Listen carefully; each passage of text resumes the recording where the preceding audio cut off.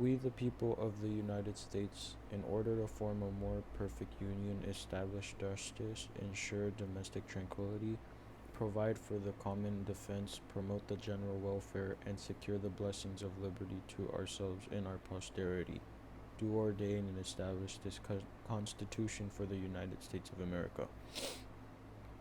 All legislative powers herein granted shall be vested in a Congress of the United States, which shall consist of a Senate and House of Representatives. 1. Elections. The House of Representatives shall be composed of members chosen every second year by the people of the several states, and the electors in each state shall have the qualifications requisite for electors of the most numerous branch of the state legislature. 2. Qualifications.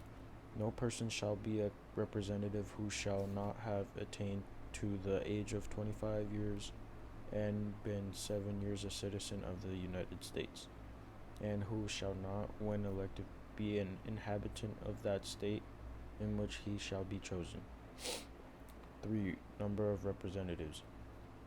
Representatives in direct taxes shall be apportioned among the several states which may be included within this union, according to their respective numbers. The actual enumeration shall be made within 3 years after the first meeting of the Congress of the United States, and within every subsequent term of 10 years, in such manner as they shall by law direct. The numbers of representatives shall not exceed one for every 30,000, but each state shall have at least one representative. 4. Vacancies. When vacancies happen in the representation from any state, the executive authority thereof shall issue writs of election to fill such vacancies. 5. Officers and impeachment. The House of Representatives shall choose their Speaker and other officers, and shall have the sole power of impeachment. 1. Number of senators. The Senate of the United States shall be composed of 2 senators from each state, for 6 years, and each senator shall have 1 vote. 2. Classifying terms. Immediately after they shall be assembled in consequence of the first election, they shall be divided as equally as may be into 3 classes.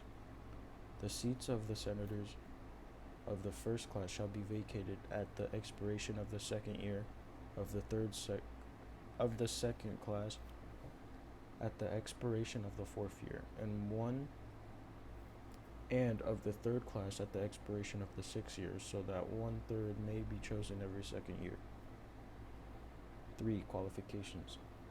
No person shall be a senator who shall not have attained to the age of 30 years and been 9 years a citizen of the United States, and who shall not, when elected, be an inhabitant of that state for which he shall be chosen. 4. Role of Vice Presidents. The Vice President of the United States shall be President of the Senate, but shall have no vote unless they be equally divided. 5. Officers.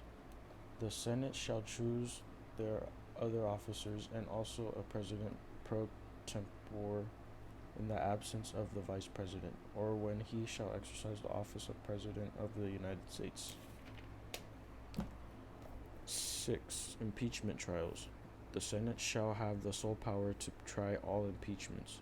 When sitting for that purpose, they shall be on oath or affirmation. When the President of the United States is tried, the Chief Justice shall preside, and no person shall be convicted without the concurrence of 2/3 of the members present.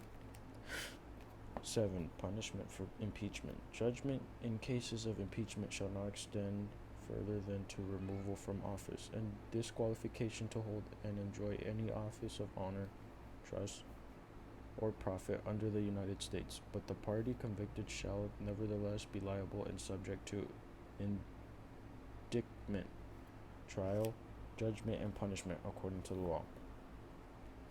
1. Regulations. The times, places, and manner of holding elections for senators and representatives shall be prescribed in each state by the legislator thereof, but the Congress may at any time by law make or alter such regulations, except as to the places of choosing senators.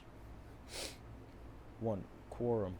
Each house shall be the judge of the elections, returns, and qualifications of its own members, and a majority of each shall constitute a quorum to do business. But a smaller number may adjourn from day to day and may be authorized to compel the attendance of absent members in such manner and under such penalties as each house may provide. 2. Rules and conduct. Each house may determine the rules of its proceedings, punish its members for disorderly behavior, and with the concurrence of 2/3 expel a member. 3. Records. Each house shall keep a journal of its proceedings, and from time to time publish the same, expecting such parts as may in their judgment require secrecy. And the yeas and nays of the members of either house on any question shall, at the desire of 1/5 of those present, be entered on the journal. 4. Adjournment. Neither house during the session of Congress shall, without the consent of the other, adjourn for more than 3 days, nor to any other place than that in which the two houses shall be sitting. 1. Salary. The senators and representatives shall receive a compensation for their services, to be asserted by law and paid out of the Treasury of the United States. They shall, in all cases except treason, felony, and breach of the peace, be privileged from arrest during their attendance at the session of their respective houses, and in going to and returning from the same. And for any speech or debate in either house, they shall not be questioned in any other place. 2. Restrictions. No senator or representative shall, during the time for which he was elected, be appointed to any civil office under the authority of the United States, which shall have been created, or the emoluments whereof shall have been increased during such time. And no person holding any office under the United States shall be a member of either house during his continuance in office. 1. Tax bills. All bills for raising revenue shall originate in the House of Representatives, but the Senate may propose or concur with amendments as on other bills. 2. Lawmaking. Every bill which shall have passed the House of Representatives and the Senate shall, before it become a law, be presented to the President of the United States. If he approve, he shall sign it, but if not, he shall return it, with his objections to that house in which it shall have originated, who shall enter the objections at large on the journal and proceed to reconsider it. If after such reconsideration 2/3 of that house shall agree to pass the bill, it shall be sent together with the objections to the other house, by which it shall likewise be reconsidered, and if approved by 2/3 of that house, it shall become a law. But in all such cases, the votes of both houses shall determine by yeas and nays, and the names of the persons voting for and against the bill shall be entered on the journal of each house respectively. If any bill shall not be returned by the President within 10 days, Sundays excepted, after it shall have been presented to him, the same shall be a law, in like manner as if he had signed it, unless the Congress by their adjournment prevent its return, in which case it shall not be a law. 3. Role of the President. Every order, resolution, or vote to which the concurrence of the Senate and House representatives may be necessary, except on a question of adjournment, shall be presented to the President of the United States, and before the same shall take effect, shall be appointed by him or being disproved by him, shall be repassed by 2/3 of the Senate and House of Representatives according to the rules and limitations prescribed in the case of a bill. 1. Taxation. The Congress shall have power to lay and collect taxes, duties, imposts, and excises, to pay the debts and provide for the common defense and general welfare of the United States. But all duties, imposts, and excises shall be uniform throughout the United States. 2. Credit. To borrow money on the credit of the United States. 3. Commerce. To regulate commerce with foreign nations and among the several states and with the Indian tribes. 4. Naturalization and bankruptcy. To establish a uniform rule of naturalization and uniform laws on the subject of bankruptcies throughout the United States. 5. Money. To coin money, regulate the value thereof and of foreign coin, and fix the standard of weights and measures. 6. Counterfeiting. To provide for the punishment of counterfeiting the securities and current coin of the United States. 7. Post office. To establish post offices and post roads. 8. Patents and copyrights. To promote the progress of science and useful arts by securing for limited times to authors and inventors the exclusive right to their respective writings and discoveries. 9. Courts. To constitute the tribunals inferior to the Supreme Court. 10. International law. To define and punish piracies and felonies committed on the high seas and offenses against the law of nations. 11. War. To declare war, grant letters of marque and reprisal, and make rules concerning captures on land and water. 12. Army. To raise and support armies, but no appropriation of money to that use shall be for a longer term than 2 years. 13. Navy. To provide and maintain a navy. 14. Regulation of the military. To make rules for the government and regulation of the land and naval forces. 15. Militia. To provide for calling forth the militia to execute the laws of the Union, suppress insurrections, and repel invasions.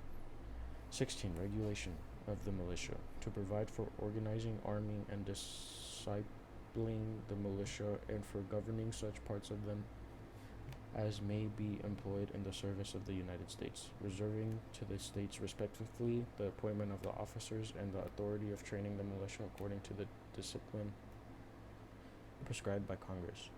17. District of Columbia. To exercise exclusive legislation in all cases whatsoever over such district not exceeding 10 miles square as may be by cession of particular states and the acceptance of Congress, become the seat of government of the United States, and to exercise like authority over all places purchased by the consent of the legislature of the state in which the same shall be for the erection of forts, magazines, arsenals, dockyards, and other needful buildings. And 18. Necessary and proper clause. To make all laws which shall be necessary and proper for carrying into execution the foregoing powers and all other powers vested by this Constitution in the government of the United States, or in any department or officer thereof. 2. Habeas corpus. The privilege of the writ of habeas corpus shall not be suspended unless when in case of rebellion or invasion the public safety may require it. 3. A legal punishment. No bill or of attainder or ex post facto law shall be passed. 4. Direct taxes. No capitation or other direct tax shall be laid unless in proportion to the census or enumeration herein before directed to be taken. 5. Export taxes. No tax or duty shall be laid on articles exported from any state.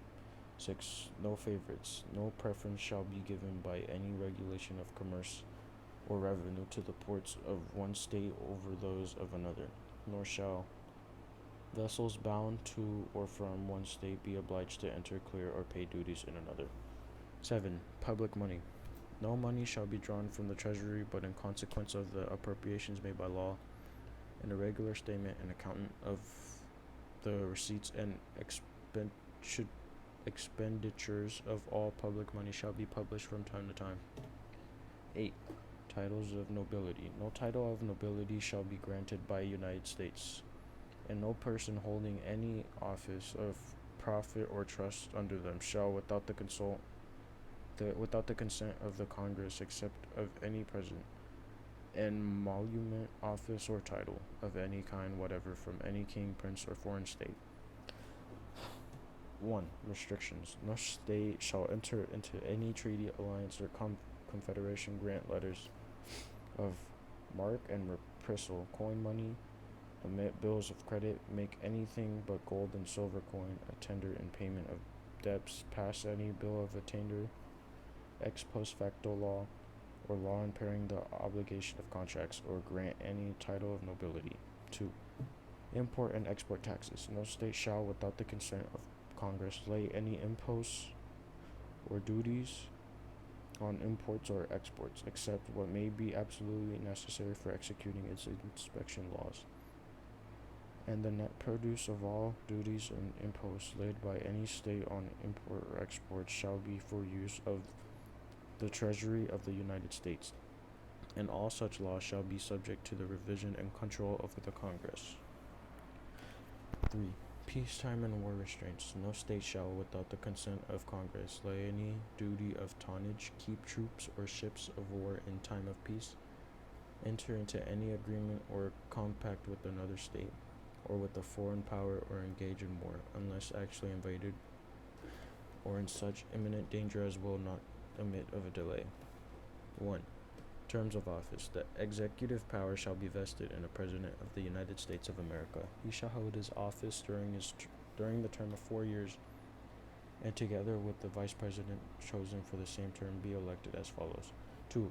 Electoral college. Each state shall appoint in such manner as the legislature thereof may direct a number of electors equal to the whole number of senators and representatives to which the state may be entitled in the Congress, but no senator or representative or person holding an office of trust or profit under the United States shall be appointed an elector.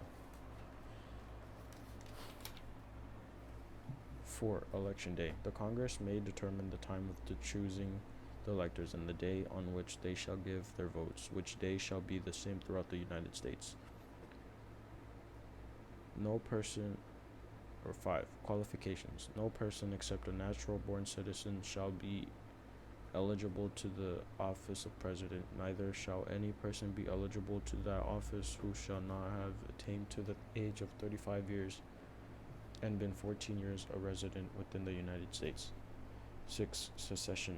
In case of the removal of the president from office, or of his death, resignation, or an inability to discharge the powers and duties of the said office, the same shall devolve on the vice president, and the Congress may by law provide for the case of removal, death, resignation, or inability both of the president and vice president, declaring what officer shall then act as president, and such officer shall act accordingly until the disability be removed, or a president shall be elected. 7. Salary. The president shall at stated times receive for his services a compensation which shall neither be increased nor diminished during the period for which he shall have been elected, and he shall not receive within that period any other emolument from the United States or any of them. 8. Oath of office. Before he enter on the execution of his office, he shall take the following oath of affirmation. I do solemnly swear or affirm that I will faithfully execute the office of President of the United States, and will to the best of my ability preserve, protect, and defend the Constitution of the United States. 1. Military powers. The President shall be Commander-in-Chief of the Army and Navy of the United States, and of the militia of the several states when called into the actual service of the United States. He may require the opinion in writing of the principal officer in each of the executive departments upon any subject relating to the duties of the respective offices, and he shall have power to grant reprieves and pardons for offenses against the United States, except in cases of impeachment. 2. Treaties and appointments. He shall have power by and with the advice and consent of the Senate to make treaties provided 2/3 of the senators present concur, and he shall nominate and by and with the advice and consent of the Senate shall appoint ambassadors, other public ministers and consuls, judges of the Supreme Court, and all other officers of the United States, whose appointments are not herein otherwise provided for, and which shall be established by law. But the Congress may by law vest the appointment of such inferior officers as they think proper in the President alone, in the courts of law, or in the heads of departments. 3. Vacancies. The President shall have power to fill up all vacancies that may happen during the recess of the Senate by granting commissions which shall expire at the end of their next session. He shall from time to time give to the Congress information of the state of the Union and recommend to their consideration such measures as he shall judge necessary and expedient. He may, on such extraordinary occasions, convene both houses or either of them, and in case of disagreement between them with respect to the time of adjournment, he may adjourn to them to such time as he shall think proper. He shall receive ambassadors and other public ministers. He shall take care that the laws be faithfully executed and shall commission all the officers of the United States.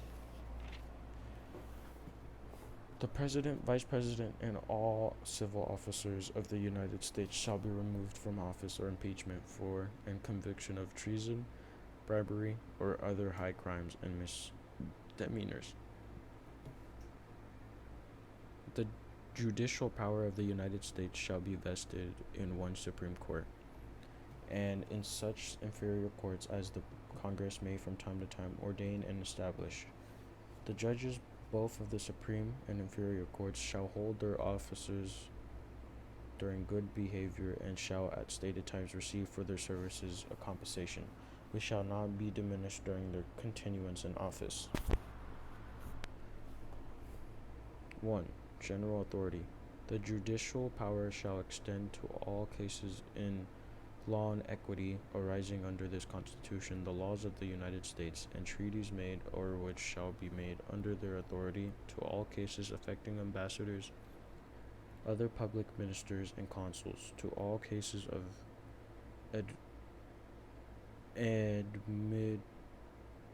admiralty and maritime jurisdiction, to controversies to which the United States shall be a party, to controversies between two or more states, between citizens of different states, between citizens of the same states, claiming lands under grants of different states. 2. Supreme authority. In all cases affecting ambassadors, other public ministers, and consuls, and those in which a state shall be party, the Supreme Court shall have original jurisdiction. In all the other cases before mentioned, the Supreme Court shall have appellate jurisdiction both as to law and fact, with such exceptions and under regulations as the Congress shall make. 3. Trial by jury. The trial of all crimes except in cases of impeachment shall be by jury, and such trial shall be held in the state where the said crimes shall have been committed. But when not committed within any state, the trial shall be at such place or places as the Congress may by law have directed. 1. Definition. Treason against the United States shall consist only in levying war against them, or in adhering to their enemies, giving them aid and comfort. No person shall be convicted of treason unless on the testimony of two witnesses to the same overt act or on confession in open court. 2. Punishment. The Congress shall have power to declare the punishment of treason, but no attainder of treason shall work corruption of blood or forfeiture except during the life of the person attainted. Full faith and credit shall be given in each state to the public acts, records, and judicial proceedings of every other state, and the Congress may by general laws prescribe the manner in which such acts, recordings, and proceedings shall be proved and the effect thereof.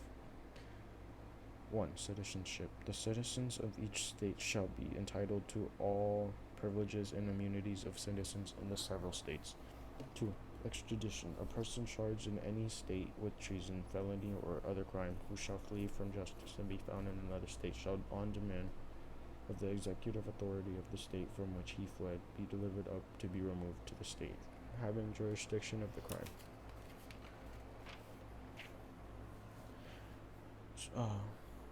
1. Admission. New states may be admitted by the Congress into this Union, but no new state shall be formed or erected within the jurisdiction of any other state, nor any state be formed by the junction of two or more states, or parts of states, without the consent of the legislatures of the states concerned as well as of the Congress.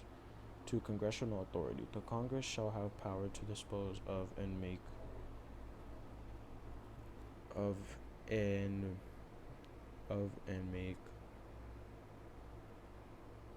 all needful rules and regulations respecting the authority or other property belonging to the United States.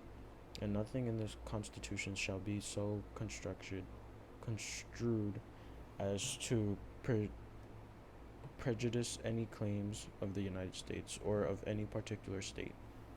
The United States shall guarantee to every state in this Union a republican form of government, and shall protect each of them against invasion, and on application of the legislator or of the executive, when the legislator cannot be convened against domestic violence.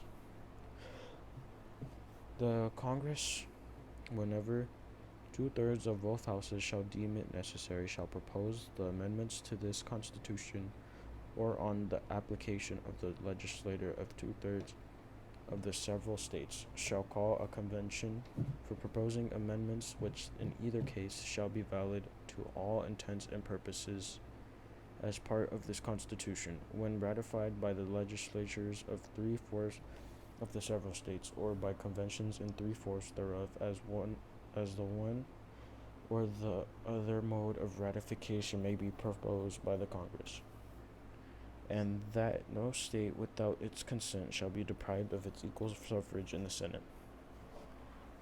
All debts contracted and engagements entered into before the adoption of this Constitution shall be as valid against the United States under this Constitution as under the Confederation. This Constitution and the laws of the United States, which shall be made in pursuance thereof, and all treaties made or which shall be made under the authority of the United States, shall be the supreme law of the land, and the judges in every state shall be bound thereby. Anything in the Constitution or laws of any state to the contrary notwithstanding. The Senate and Representatives before mentioned, and the members of the several state legislatures, and all executive and judicial officers, both of the United States and of the several states, shall be bound by oath or affirmation to support this Constitution, but no religious test shall ever be required as a qualification to any office or public trust under the United States. The ratification of the conventions of the 9 states shall be sufficient for the establishment of this Constitution between the states, so ratifying the same. Done in convention by the unanimous consent of the states present the 17th day of September in the year of our Lord 1787, and of the independence of the United States of America, the 12th, in witness whereof we have hereunto subscribed our names. George Washington, President and Deputy from Virginia. Amendments 1 through 10. The Bill of Rights. Amendment 1. Religious and Political Freedom, 1791.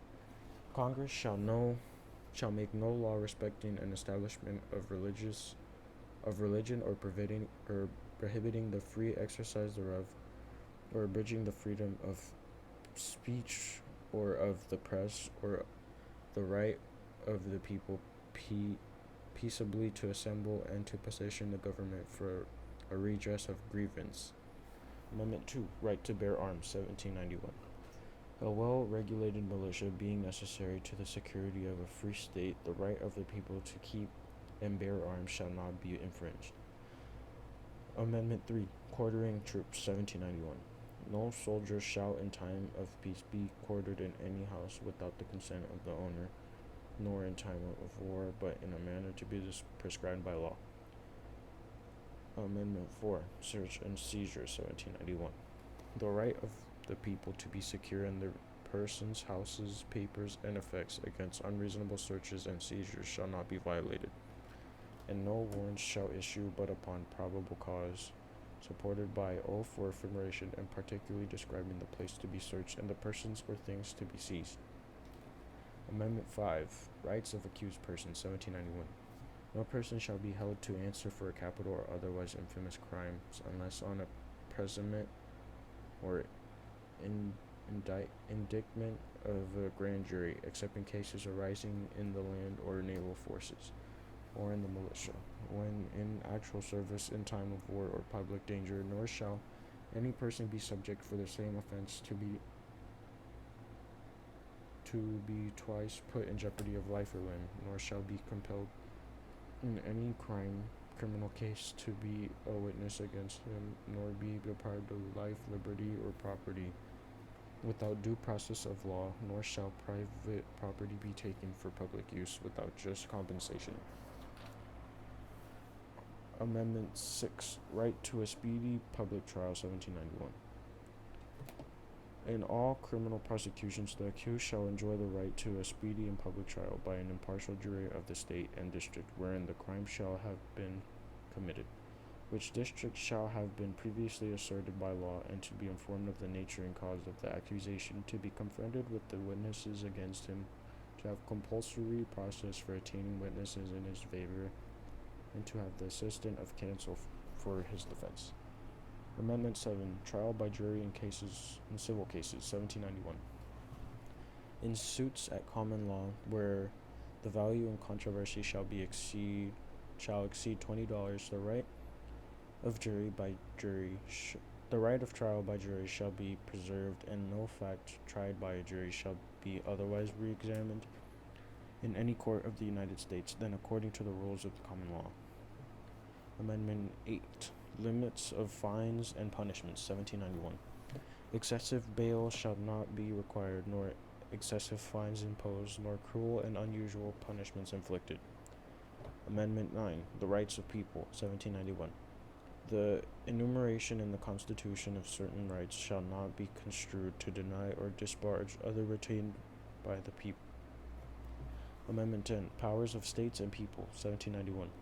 The powers not delegated to the United States by the Constitution, nor prohibited by it to the states, are reserved to the states respectively, or to the people. Amendments 11 through 26.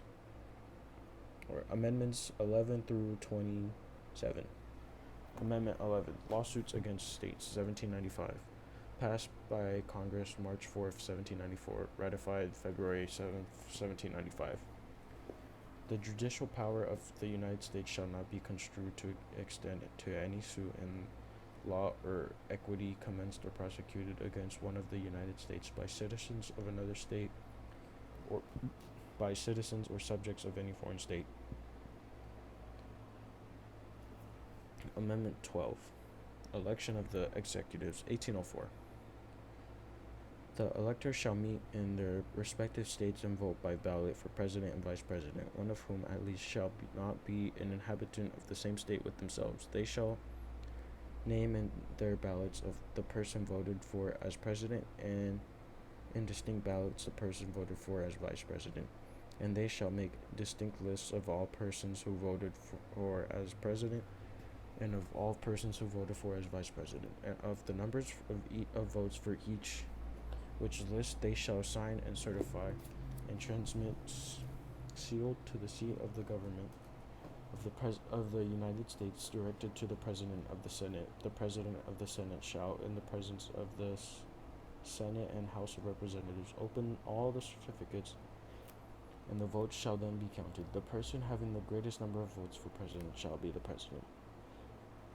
If such number be a majority of the whole number of electors appointed, and if no person have such a majority, then from the persons having the highest numbers not exceeding 3 on the list of those voted for as president, the House of Representatives shall choose immediately by ballot the president.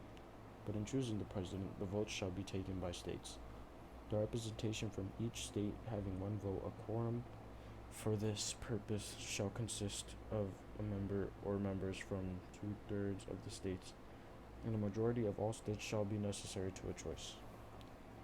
The person having the greatest number of votes as vice president shall be the vice president, if such numbers be a majority of the whole number of electors appointed. And if no person have a majority, then from the two highest numbers on the list, the Senate shall choose the president. A quorum for the purpose shall consist of 2/3 of the whole number of senators, and a majority of the whole number shall be necessary to a choice. But no person constitutionally ineligible to the office of president shall be eligible to that of vice president of the United States. Amendment 13, Slavery Abolished, 1865. Section 1. Neither slavery nor involuntary servitude, except as a punishment for crime whereof the party shall have been duly convinced, shall exist within the United States or any place subject to the jurisdiction. Section 2. Congress shall have power to enforce this article by appropriate legislation. Amendment 14, Civil Rights, 1868. Section 1. All persons born or naturalized in the United States and subject to the jurisdiction thereof are citizens of the United States and of the state wherein they reside of. No state shall make or enforce any law which shall abridge the privileges or immunities of citizens of the United States, nor shall any state deprive any person of life, liberty, or property without due process of law, nor deny to any person within its jurisdictions the equal protection of the laws. Section 2. Representatives shall be apportioned among the several states according to their respective numbers, counting the whole number of persons in each state. But when the right to vote at any election for the choice of electors for president and vice president of the United States, representatives in Congress, the executive and judicial officers of a state, or the members of the legislature thereof, is denied to any of the inhabitants of such state, and citizens of the United States, or in any way abridged, except for participation in rebellion or other crime, the basis of representation therein shall be reduced in the proportion which the number of such citizens shall bear to the whole number of citizens in such state. Section 3. No person shall be a senator or representative in Congress or elector of the president and vice president, or hold any office civil or military under the United States or under any state, who, having previously taken an oath as a member of Congress or as an officer of the United States, or as a member of any state legislature, or as an executive or judicial officer of any state, to support the Constitution of the United States, shall have engaged in insurrection of rebellion against the same, or given aid or comfort to the enemies thereof. But Congress may, by a vote of 2/3 of each house, remove such disability.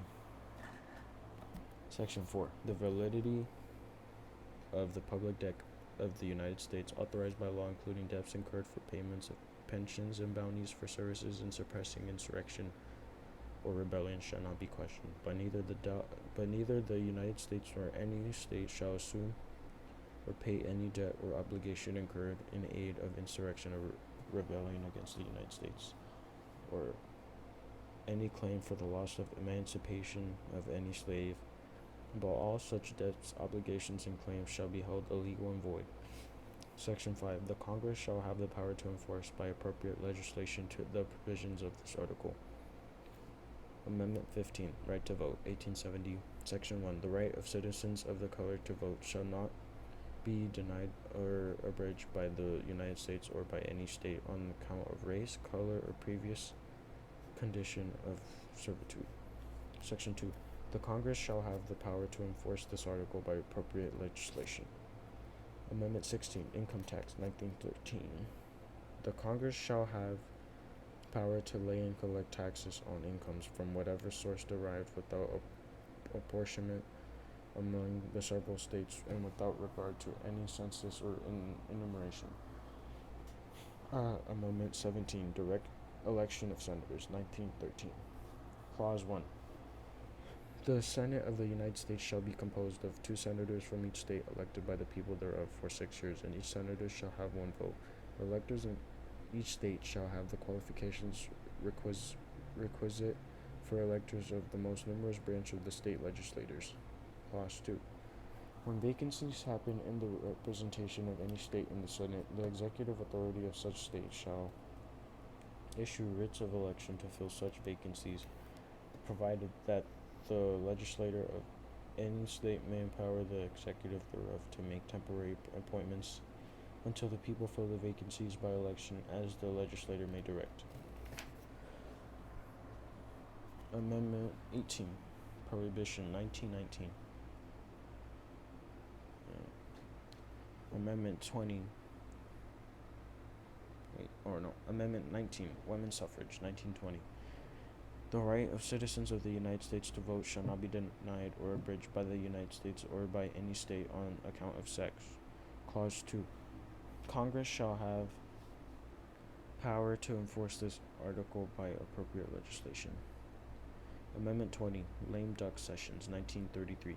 Section 1. The terms of the President and Vice President shall end at noon on the 20th day of January, and the terms of Senators and Representatives at noon on the third day of January of the years in which such terms would have ended if this article had not been ratified, and the terms of their successors shall then begin. Section 2.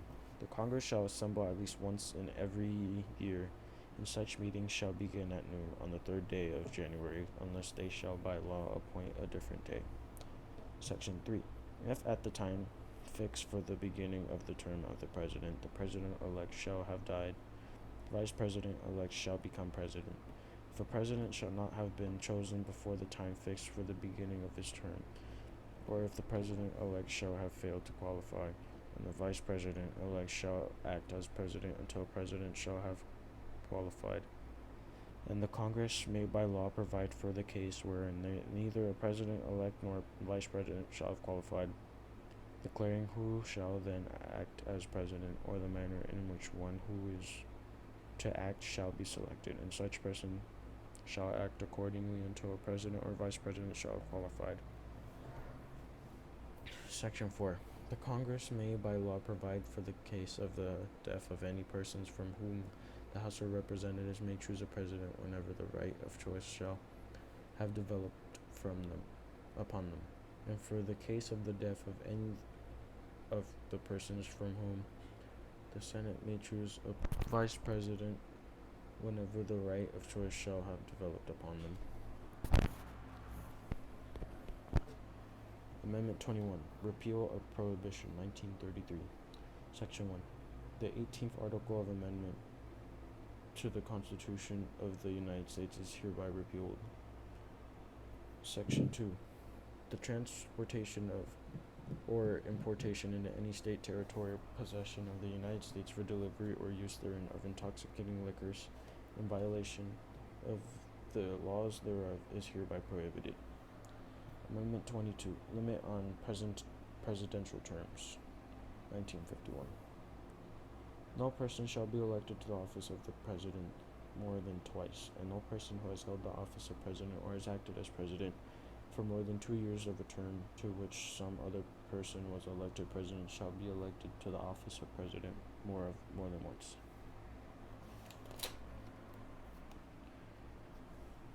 Amendment 23, Voting in District of Columbia, 1961.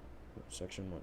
The district constituting the seat of government of the United States shall appoint in such a manner as Congress may direct a number of electors of President and Vice President equal to the whole number of senators and representatives in Congress to which the district would be entitled if it were a state, but in no event more than the least populous state. They shall be in addition to those appointed by the states, but they shall be considered for the purpose of the election of the President and Vice President to be electors appointed by a state, and they shall meet in the district and perform such duties as provided by the 12th Article of the Amendment. Section 2. The Congress shall have power to enforce this article by appropriate legislation. Amendment 24.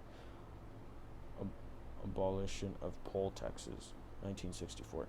Section 1. The right of citizens of the United States to vote in any primary or other election for President or Vice President, for electors for President or Vice President or Senator or a representative in Congress shall not be denied or obliged by the United States or any tax by reason of failure to pay poll tax or other tax. Section 2. The Congress shall have power to enforce this article by appropriate legislation. Amendment 25. Presidential Disability, Secession, 1967. Section 1. In case of the removal of the President from office or of his death or resignation, the Vice President shall become President. Section 2. Whenever there is a vacancy in the office of the Vice President, the President shall nominate a Vice President who shall take office upon confirmation by a majority vote of both houses of Congress. Section 3. Whenever the President transmits to the President pro tempore of the Senate and the Speaker of the House of Representatives his written declaration that he is unable to discharge the powers and duties of his office, and until he transmits them to a written declaration to the contrary, such powers and duties shall be discharged by the Vice President as acting President. Section 4. Whenever the Vice President and a majority of either the principal officers of the executive departments or of such other bodies of Congress as Congress may by law provide, transmit to the President pro tempore of the Senate and the Speaker of the House of Representatives their written declaration that the President is unable to discharge the powers and duties of his office, the Vice President shall immediately assume the powers and duties of the office as acting President. Thereafter, when the President transmits to the President pro tempore of the Senate and the Speaker of the House of Representatives his written declaration that no inability exists, he shall resume the powers and duties of his office unless the Vice President and a majority of either the principal officers of the executive department or of such other body as Congress may by law provide, transmit within 4 days to the President pro tempore of the Senate and the Speaker of the House of Representatives their written declaration that the President is unable to discharge the powers and duties of his office. Thereupon Congress shall decide the issue, assembling within 48 hours for that purpose, if not in session.